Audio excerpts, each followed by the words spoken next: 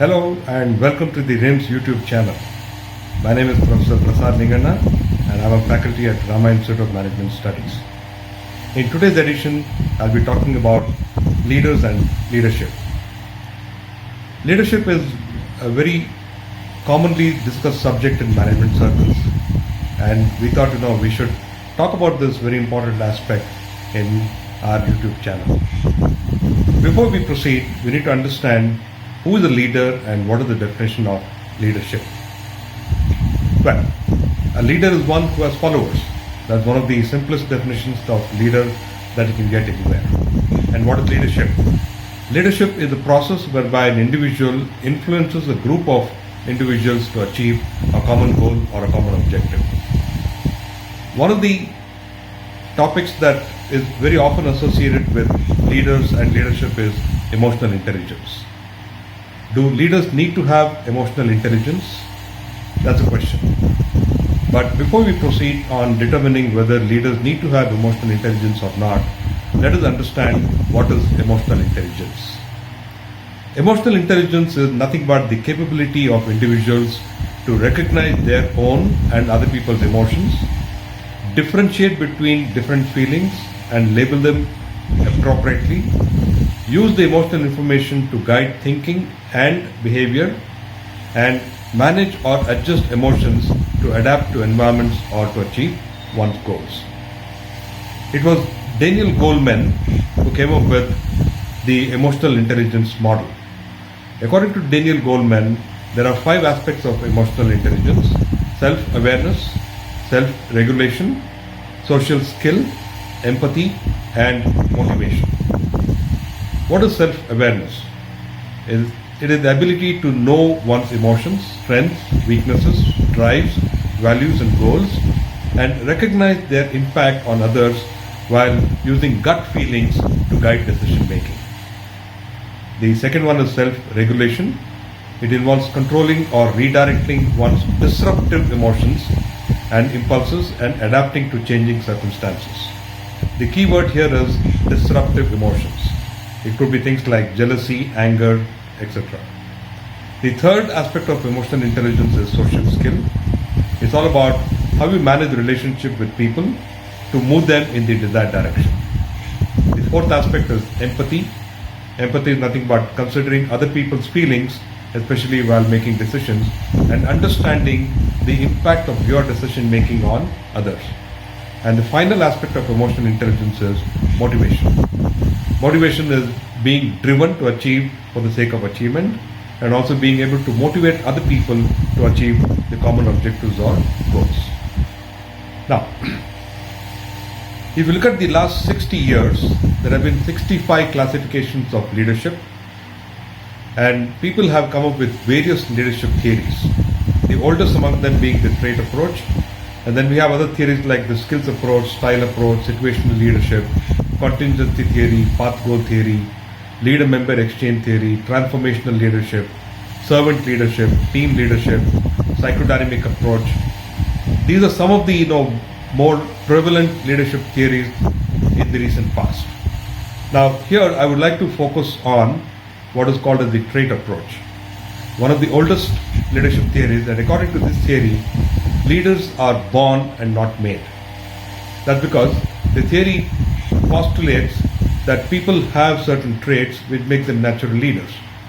And proponents of this trait approach theory take the examples of people like Mahatma Gandhi, Nelson Mandela and Martin Luther King, and tell us that these people had the innate ability by birth to become great leaders. Now look at Gandhi.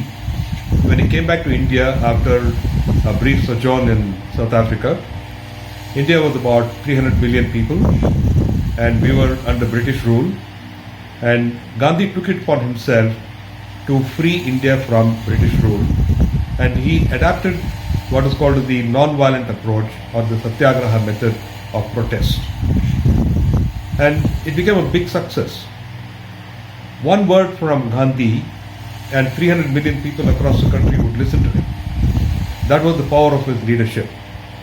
If you look at Nelson Mandela, also popularly called as Madiba in his country of South Africa, Nelson Mandela was an activist. Unlike Gandhi, in the initial years of his struggle against apartheid, a very discriminating practice which differentiated the whites from the blacks and the browns, Nelson Mandela took to violence to make his protest felt. And he and his comrades were arrested by the South African government and kept in prison on Robben Island near Cape Town for 27 long years. For most of those 27 years, Nelson Mandela spent time in a solitary cell with hardly any interaction with the outside world. After 27 years, when he was freed, Nelson Mandela started believing in the approach of non-violent protest, and the rest is history. He became the first black president of South Africa, and his party, the African National Congress, even today rules South Africa. Martin Luther King, a black Christ activist way back in the 60s, was a firm believer of non-violence, and he followed Gandhi's principles of non-violence. He fought very hard for getting equal rights for black people in the United States. And he became famous for his speech delivered in Washington, D.C., where he started off by saying, "I have a dream." And people believed in that dream.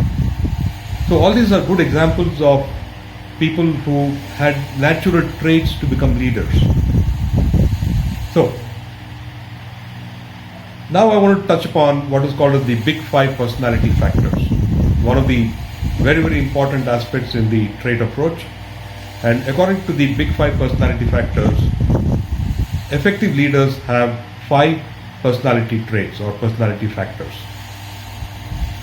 In order to make it simple and easy to remember, I have coined an acronym for these Big Five personality factors. I call it as OCEAN. The O in the OCEAN stands for openness, the C stands for conscientiousness, the E stands for extroversion, the A stands for agreeableness, and the N stands for neuroticism. What is openness?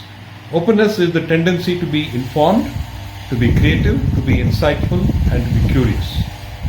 Very important aspects for a leader, because the leader has to know what is happening around him in the external world. A leader has to find creative solutions to solve problems. A leader needs to have solid insight into the issues that are facing the organization. And the leader should always be curious to find new solutions. Conscientiousness is the tendency to be thorough, organized, controlled, dependable, and decisive. Extroversion, the tendency to be sociable and assertive and to have positive energy. Because only when you are having positive energy will you be able to, expect to have a rub-off effect on your followers. Agreeableness, the tendency to be accepting, conforming, trusting, and nurturing. Neuroticism, the tendency to be depressed, anxious, insecure, vulnerable, and hostile. If you carefully analyze each of the Big Five personality factors, the first 4, which is openness, conscientiousness, extroversion, and agreeableness, are positive factors, and neuroticism is negative. So a leader should be very aware of these Big Five personality factors and make a very conscious effort to develop these Big Five personality factors in order to make better decisions. Now, the last part of this video, I want to touch upon 3 leadership styles of 3 people from diverse fields. The only common factor amongst all these 3 are that they are Indians. Sourav Ganguly, Indira Nooyi, and Azim Premji. Now, the moment you hear Sourav Ganguly's name, the first thing that comes to your mind is aggression. Who can forget the moment when Sourav Ganguly stood on the balcony of Lords and after India defeated England, very famously took off his shirt, bared his chest, and waved the t-shirt to the crowd. And all this was happening at Lords, the holy grail of cricket, the Mecca of cricket. At Lords, they are expected to behave in a particular manner, in a gentlemanly manner. Leave alone take your shirt and wave and bare your chest and wave at the crowd. But Saurav Ganguly did that because, he wanted the world to start believe that Indians are an aggressive lot. Under Saurav Ganguly's captainship, India started winning matches abroad.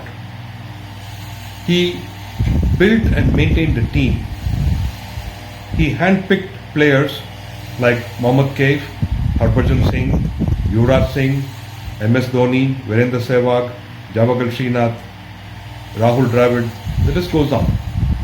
He believed in these people and he took risks. Even when people whom he had picked did not perform, he did not lose confidence in them. Instead, he guided them, he motivated them, and each one of these people that I mentioned went on to become big, accomplished players themselves.